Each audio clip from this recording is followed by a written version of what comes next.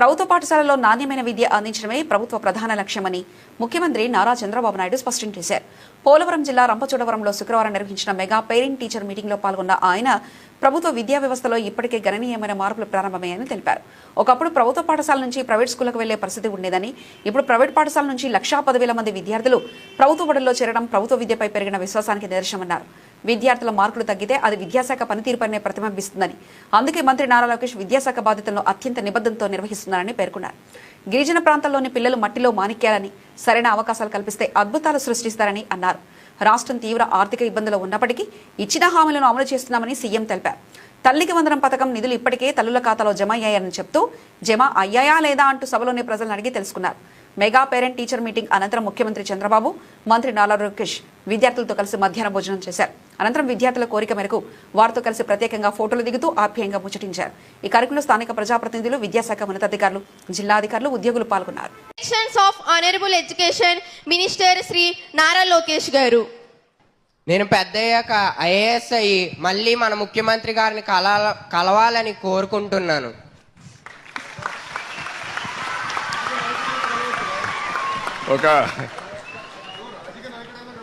ఒక అంబిషన్ మీరు చూశారు, ఒక విజన్. నేను అడగలేదు, కానీ అతను వచ్చి నాతో చెప్తున్నాడు, సార్ నేను మళ్ళా ఐఏఎస్ రాసి కలెక్టర్ అయ్యి మీ దగ్గరకు వచ్చి నేను ప్రజెంట్ అవుతాను, రిపోర్ట్ చేస్తానని చెప్పాడంటే అది ఎక్స్ట్రాడినరీ కమిట్మెంట్. అందులో ఒక చీఫ్ మినిస్టర్ దగ్గరకు వచ్చి ఒక స్టూడెంట్ నేను కలెక్టర్ అయ్యి మీ దగ్గరకు వచ్చి రిపోర్ట్ చేస్తాననే పరిస్థితికి వచ్చాడు. గట్టిగా చప్పట్లు కొట్టి అభినందించండి. డెఫినెట్గా విల్ అచీవ్. పేరెంట్స్ అందరూ గుర్తుపెట్టుకోవాలి, మీ పిల్లలను కూడా మీరు ప్రోత్సహించాలి.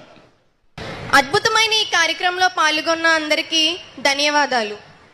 మన ప్రభుత్వంలో పేదరికం వల్ల ఏ బిడ్డ చదువు ఆగిపోకూడదని, మన తల్లుల కష్టాన్ని గుర్తించి తల్లికి వందనం అనే గొప్ప పథకాన్ని అందించినందుకు గౌరవ ముఖ్యమంత్రి నారా చంద్రబాబు నాయుడు గారికి, విద్యాశాఖ మంత్రి నారా లోకేష్ గారికి నా తోటి విద్యార్థుల తరపున ప్రత్యేక ధన్యవాదాలు.